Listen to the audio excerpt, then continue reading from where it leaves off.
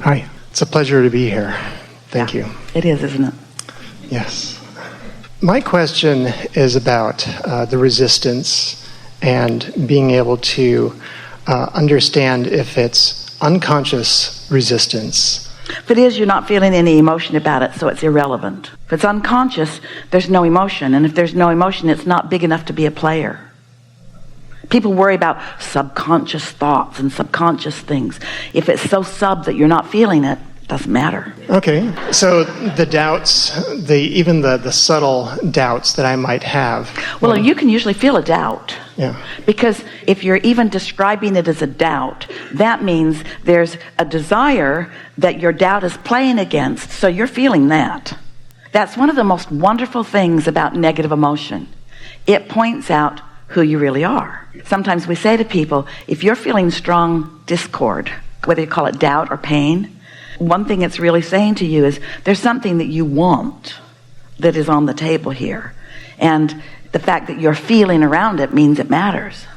Now we've sort of established that, and we know you heard us, so continue with the premise that you came to chew on. It is being able to use my internal GPS and to really understand the signals of that related to resistance, because sometimes I think the signals are very subtle and it's hard for me to grasp. Well, sometimes you have to poke at it a little bit to make it bigger. Oh. And while we're not really advocates of making something really big, bad, and awful so that you can feel better, it's like if you hit yourself over the head with a hammer, when you stop, you feel better. But you really haven't gained much. But there is something very helpful about acknowledging it enough to identify it. Because in the identifying what's off, there becomes an awareness of what's on. And now you have a plan of action. That's why Esther finds the words when we're offering the thought, I want to own it. Because if I'm not owning it, if I'm not acknowledging that I even feel this way, then I'm not going to note any progress. But if I acknowledge this is how I feel in relationship to something I want, now I'm going to feel the progress that is evidenced by relief at first, and release at first, and then increased positive momentum. So, you want to talk about something? Want to talk about something that you feel some doubt about? I would like to be able to, get up in front of groups to lead them in meditative exercises, and I have some resistance to taking those steps to do that. So when you think about doing that, you feel uncomfortable. Yeah. Poke just for a moment at that discomfort, and then we're going to help you to focus into comfort about it. So poke at it just a little bit. Something has happened that has made you feel that way or caused you to feel that way. So are you remembering it from a long time ago? Are you remembering it from yesterday? What is it that makes you feel this? And we could use the word insecurity, lack of confidence, a fear. Success or failure. Yeah. So if it's a fear is a stronger word, so let's start there. I fear what? I fear what? I fear that I would leap into that direction and I would fail, doing it. All right, so give us a little more description. So is the fear that you'll stand up and they'll mock you and throw things at you? It's not like that, is it? No, it's like, will I be able to attract people? So the fear is that you'll stand there and you'll be all alone. Yeah, part of it. Well, poke around until you figure out what it is. Poke around just a little bit. It's some of all of that, but not really so much. What are you afraid of, really? And we're not making fun at all. Fear of the unknown? Don't know how it's going to play out? Fear that I'll jump into that and then I'll live in poverty? We're asking you to own what this fear is about. And we're not for a moment calling it irrational. We're not calling it wrong, because you've lived life. Life has taught you. And life has taught you to feel the way you feel about things. And life has also helped you to hatch a desire that your fears are contradicting. So your fears are in the way of your desires, and you know that, or you wouldn't be having this conversation. Right. Identify the fear so that you know what your starting place is. Just try to speak it if you can. Trusting myself to be able to do it. I don't trust myself. I don't trust that I will know what to do. I don't trust that I'm good enough at this to do it in the way I want to. I don't trust that I'm ready. I don't trust that I'm good enough to do that. Good enough at it to do it. Good enough at that to do that. Pretty accurate statement, yes? Yeah. So now you know what your starting place is. So whenever you know what you don't want, you then know what you do want. And because we've sort of stayed focused with you until you really took the time to identify it, which is what the owning it process is, because if you don't identify your starting place, you're not going to be able to notice your improvement. You're just going to keep covering up with words. Oh, I'll be fine. Or I'll know what to do. Well, maybe, but why not clean it up? Yes? I know what I don't want. I don't want to feel like this. I don't want to be unsure. What is it that I do want? So if we were doing a focus wheel, we'd take a piece of paper and right in the middle of it, we'd put a big circle and we'd write, I am. We would speak it as if it is, even though right now it's a lie.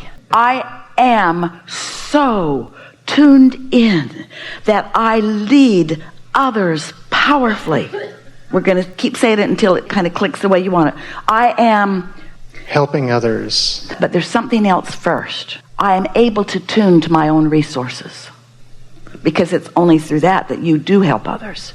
And it's not doing that that you're sort of worried about. So I am good at tuning to my resources. Now, when we put it that way, you're feeling a little relief with that.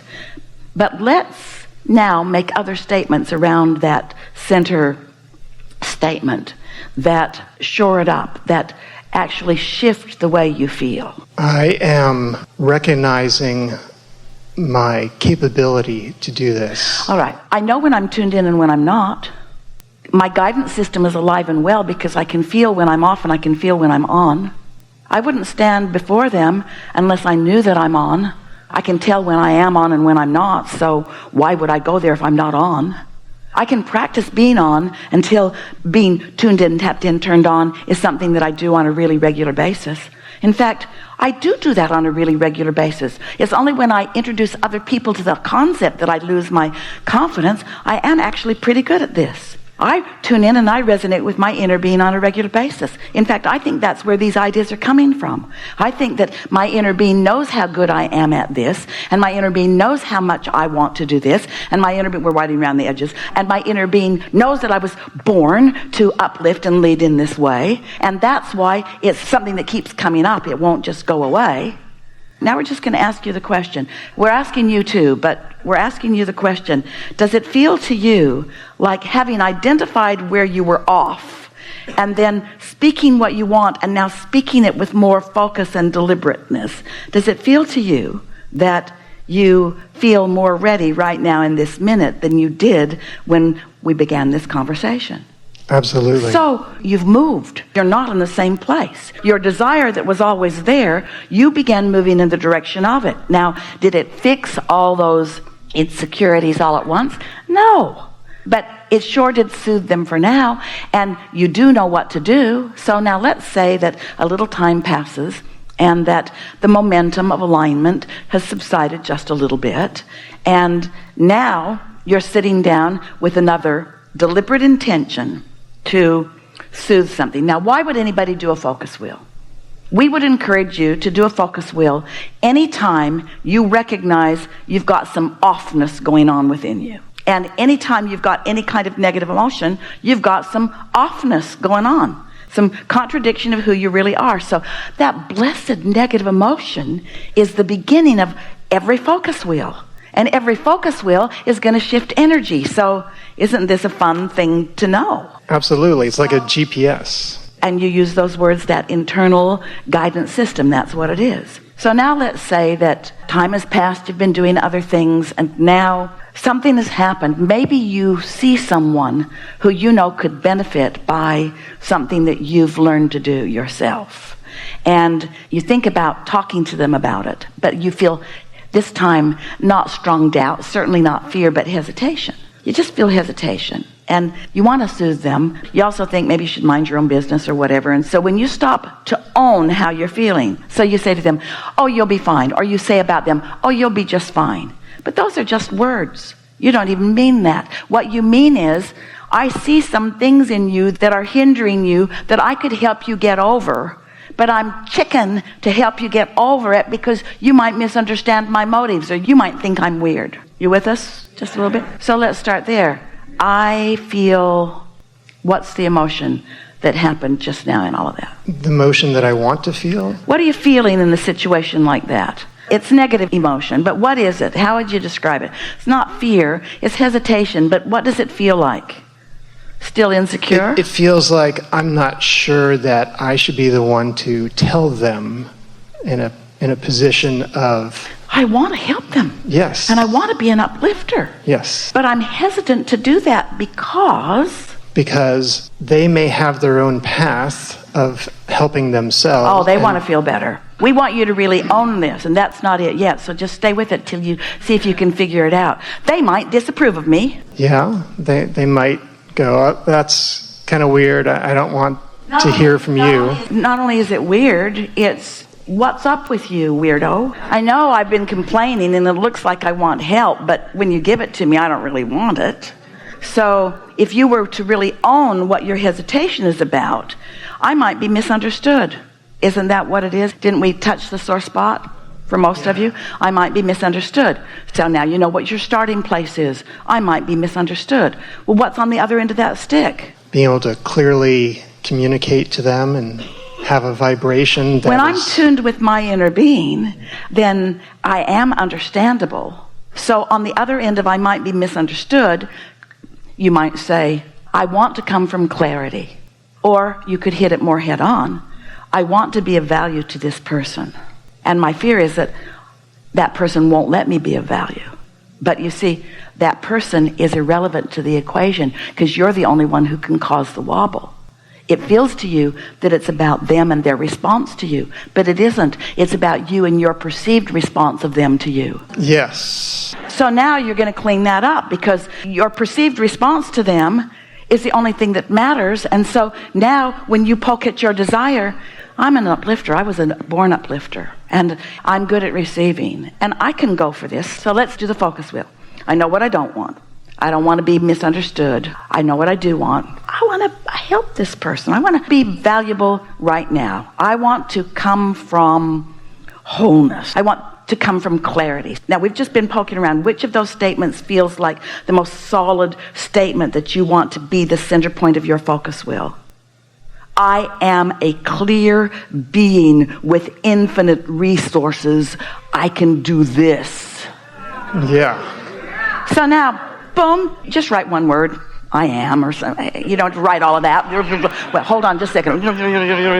And you'll get better and better at this the more you do it. So you get that in the center of your focus wheel, and now shore it up with other things that you know, other things that aren't hard to reach for. And now you're there, it'll be easier because you're not there anymore. You're over here in this focus.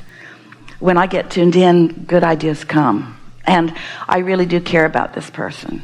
And I know that my inner being cares about this person, and I know this person's inner being cares about this person's. And there's nothing serious going on here. It's just me feeling around for the purpose of soothing. I'm not trying to solve this person's life equation. I'm just trying to soothe them in this moment.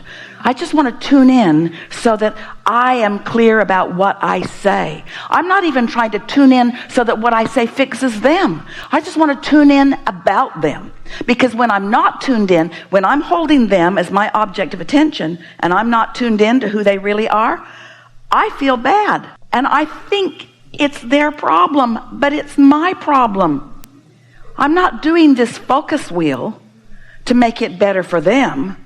I'm doing this focus wheel to make it better for me since I'm using them as my object of attention. Ooh, we're getting somewhere, aren't we? Hey, you who keeps talking to me about your life. I'm doing quite a bit of work so that I can talk to you without suffering. Because the way you behave evokes all kinds of stuff. Yeah. I'm thinking all kinds of things that I don't mean to think. I'm feeling things about you that don't feel good to me, so I got to clean you up in me. I got to believe in you. Because you keep telling me what you want, and I don't believe in you. Because I'm listening to your words instead of to my source. Hey, this is making sense, isn't it? Yeah. So now, I'm coming from clarity. And I know that you've got an inner being. And I know that you mean well. And I know that you want more. And I've been there too. And we all are. Little babies can't walk at first, and then they're able to walk. This is no big deal. And isn't this fun? And I really like playing with you, because in playing with you, I get clearer too.